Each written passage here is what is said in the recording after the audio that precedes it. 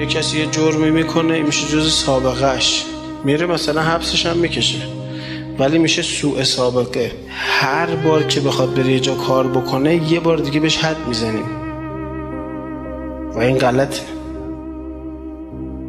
به ما گفتن شب دیدید یکی گناه کرد، سحر به چشم گناهکار بهش نگاه نکنید. اومدی نیمه شب توبه کرده.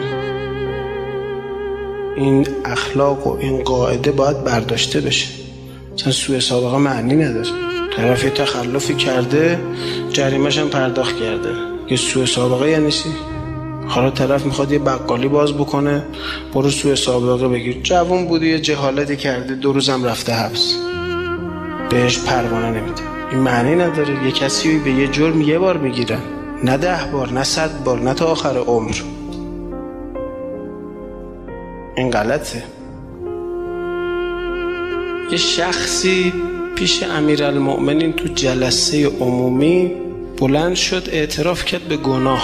بعد با آقا گفت آقا مثلا حد شما بر من جاری کن. آقا بهش اشاره کرد که بشین، نشوندش. بعد حضرت برگشت رو به افرادی که اونجا بودن فرمود که خدا پرده انداخته روی عیوب انسان، لازم نیست آدم پرده ای رو که خدا انداخته بدره.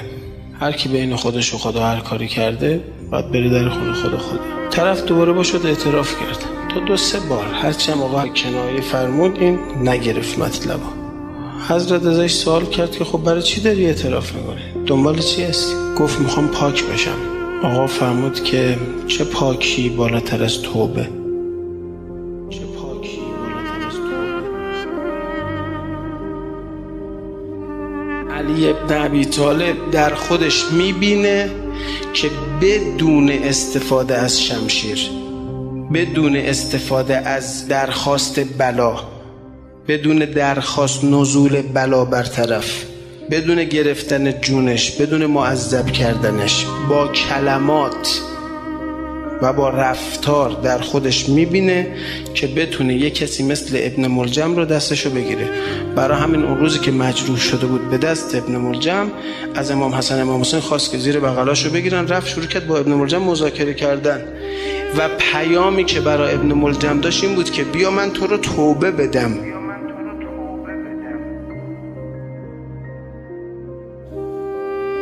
با 2-3 تا سوال طرفم فهمید.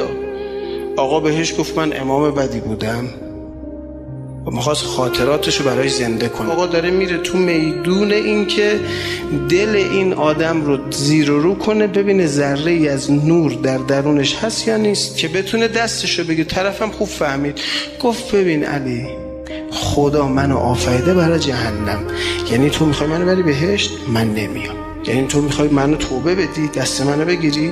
من نمیخوام این کارو بکنی. علی ابن ابی طالب در خودش میبینه که با کلمات دست یکی مثل ابن ملجم بگیره.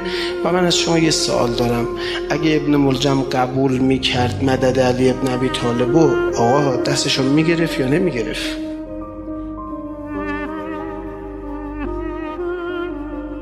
میخوام بگم امام زمان دنیا رو تطهیر میکنه به روش پیامبر. عربهایی که دخترهاشون رو سر میبریدن، آقا چاله درست میکردن، زن و بالای چاله میشوندن وضع هم کنه، تا تشخیص میدادن بچه دختره دست بهش نزنن، صاف بیفته تو چاله خاکو بریزن روش. پیغمبر تو این جامعه اومده، این جامعه رو تطهیر کرده. چجوری تطهیر کرده این جامعه رو؟ آقا هر کی شراب خورد آقا شلاق زدن. اومدن به پیغمبر گفتن تو خرابه. آقا به طرف گفت حالا چرا اومدی گفتی؟ آقا شما باید اصلاح کنی اینا رو، گشت ارشاد رو بفرست بره بیارش. آقا هم گشت ارشاد فرستاد. علی ابن ابی طالب گفت برو بیارش. امیرالمومنین 20 متری خرابه که رسید چشاشو بس شروع کرد داد زدن. آی پیغمبر منو فرستاده بیام تو خرابه. فرار کردن رفت. بعدم اومد تو خرابه گفت شیخ مثلا ترسیدن نرفتن، چشاشو بس رفت. گفت کسی اینجا دوید بیرون. اومد گفت یا رسول الله ما نه کسی رو دیدیم نه چیزی شنیدیم. علی اینجوری ارشاد میکرد. ما چقدر تونستیم با این ابزار تطهیر ایجاد کنیم. رفت خونه امام سجاد، شلاق رو تاقچه آقا گذاشته، خاک روش نشسته.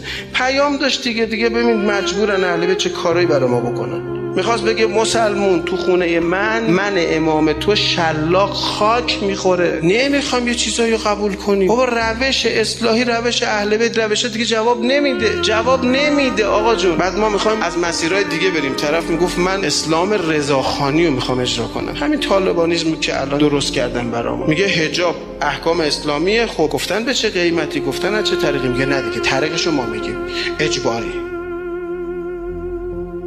همین طالبان اسلحه گشتن، چه زنا تو افغانستان کشتن، اعدام کردن. الان این بساطی که تو دنیا است به اسم اسلام سر میبره، راحت این آب خوردم سر یارو میبره، شکمشو پاره میکنه، جیگرشو در میاره، فکر میکنه این دینه. اون فکر میکنه این خود اسلامه که فیلمشو میگیره پخش میکنه، با اعتقاد این کارو میکنه. اون از خدا طلب ثواب میکنه برای مسله کردن یه مسلمون. بابا تو این دنیا امام حسین رو کشتن قربتن الله یتقربون بالدمه، به اسم قرآن کشتنش. خوش امیرالمؤمنین میدونست، امیرالمؤمنین یزید کشتش.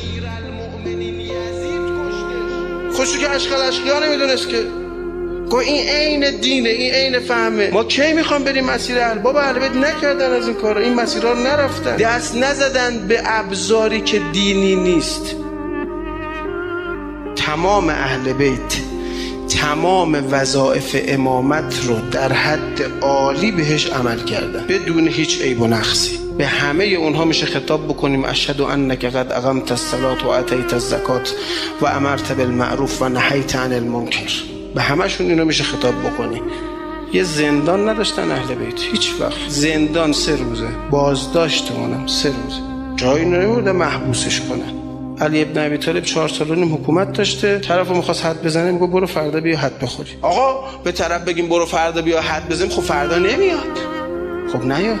کسی اعتراف کرد پیش امیرالمومنین، ثابت شد که بعد حد بخوره. آقا بهش گفت برو فردا بیا. داش میرفت حضرت بهش گفت ببین فردا نیای من دنبالت نمیفرستم. اونا واسه اداره دنیا، واسه ایجاد طهارت نیاز به این ابزار ندارن. این ابزار رو ما خیلی با ضرورت آوردیم تو فقه، به اسم ضرورت وارد فقه کردیم. به اسم ضرورت که نمیشه احکام اسلام پوست بکنیم که، سر احکامو ببریم که. خیلی ها حد میخورن ولی اصلاح نمیشه. میگم طرف باورت میشه میره وسط جهنم درست نمیشه، تو جهنم میره میگه دست به من نزنید، نمیخوام درست بشم، همینجا خوبه، همینجا میخوام باشم. آقا تا کی؟ میگه تا الالابد. مثلا خلود یه معناش همینه که یه عده تو جهنمن و نمیذارن کار اصلاحی روشون صورت بگیره. و الا جهنم یه کارخونه آدم سازی اصلاح میکنه آدما رو، بیمارستانه. میگه آقا عمل نکن، نمیخوام، اختیار دارم نمیخوام عملم کنی، دوست ندارم. این نیست که فکر کنی حالا بخوان یکی نگرش دارن 1 میلیارد سال اونجا، میخواد بمونه اونجا. اهل بیت اومدن ماها رو پاک کنن. امام زمان میاد عالم رو تطهیر کنه، تطهیر که با این ابزار صورت نمیگیره که. پس امام زمان هم برای تبدیل تاریکی های عالم به نور اصلا لازم نیست دست به شمشیر بشه.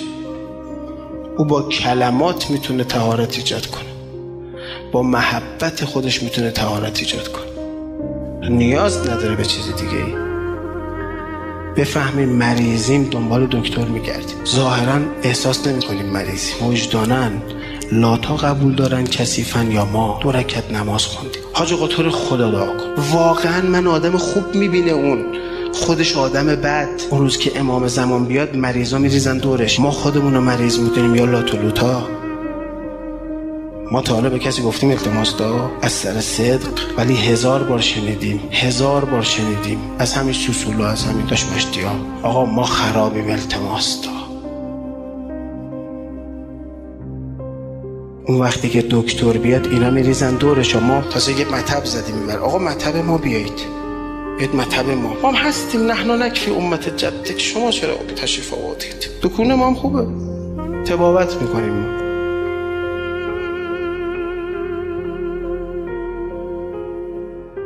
خوبی ظهور میدونی چیه؟